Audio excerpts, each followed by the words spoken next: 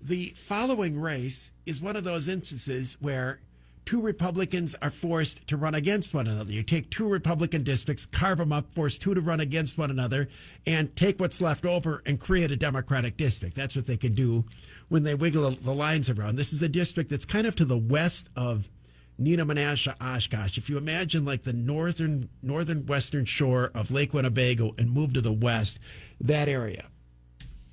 There are two incumbent Republicans who are being forced to run against one another. One of them is Nate Gustafson. The other is Michael Schraa. I've commented over the years that one of the reasons that we have the crime problem that we do in Wisconsin is that while all of the Democrats are soft on crime, so are some of the Republicans. Thus, during the period in which the Republicans had everything in Wisconsin, Walker was the governor, and the Republicans controlled the Assembly and the Senate, we did not sufficiently crack down on crime, and in particular, we didn't deal with the crisis that we face of so many people that are out on probation or on bond, recommitting crimes over and over and over again. The poster child for being a disgrace to the conservative movement on this issue is Michael Schraa, who's a clown from the Fox Valley area, who in fact is now facing a Republican opponent. They had a debate a few days ago. Gustafson, the other Republican, and Schraa.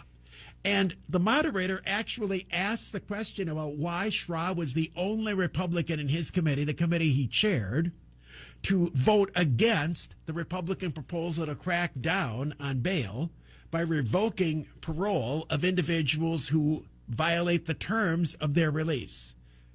Interestingly, and again, this district, as I say, is Oshkosh, Nina Menasha, and so on, and a little bit to the west of there. Not exactly right here in the southeastern Wisconsin area. Here's Michael Schraa's answer. And so, to me, it was an easy vote. I took a lot of heat from Mark Belling in Milwaukee, who called me soft on crime. And I like to think of myself as smart on crime. We spend so much money in corrections. Every 2-year budget, we spend close to $3 billion. All right. So there's his line. I'm not soft on crime. I'm smart on crime. This is the same crap you get from the think tank people that you got from the Obama people. We're going to do smart this. We're going to do smart that. Interestingly, he's bringing up in his district a badge of honor that I dared to criticize him. So he's doubling down on this, and he's using the canard that we spend so much money. If we put these people back in prison, it costs so much money to incarcerate. Now, I can debunk that argument easily by leaving them on the streets to commit brand new crimes over and over again. There's a cost to that. But secondly, once they commit all of those other crimes, they get reincarcerated anyway. All you're doing here by not releasing people so loosely is changing the time schedule by which they're incarcerated and preventing all sorts of crime. It's an argument easily won.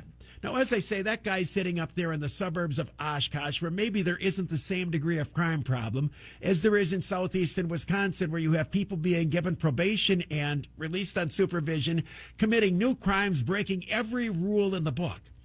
I simply called for a simple requirement that anyone who is charged with a new crime while on probation for another crime have their probation or supervision revoked.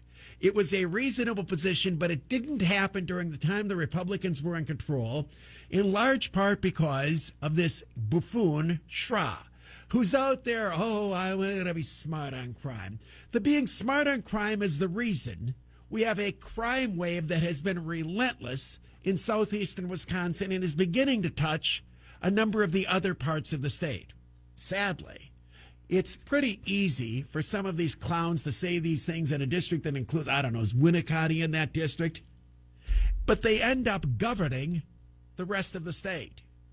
At least in this instance, the voters will have an opportunity to choose an actual conservative, Gustafson, over the other guy, Schraa. Now, again, I don't know the background of that district, who's better known. Schraa might win. I have no clue as to the dynamics of when they read the district. Is it more of Gustafson's old area, more of Schraa's old area, and so on? But there he is running around in outside of Neenah, Menasha, Oshkosh, in that district, bringing my name up, bragging about how I don't listen to Mark Belling on being tough on crime. I'm smart on crime. If you heard that comment and you didn't know the context in which the debate was occurring, you would have thought that was a Democrat. On the other hand, if you listen to a clown like Schraa and anything else, you'd think he was a Democrat. And the reason for that is he is a Democrat. He runs in Republican districts with a Democratic ideology.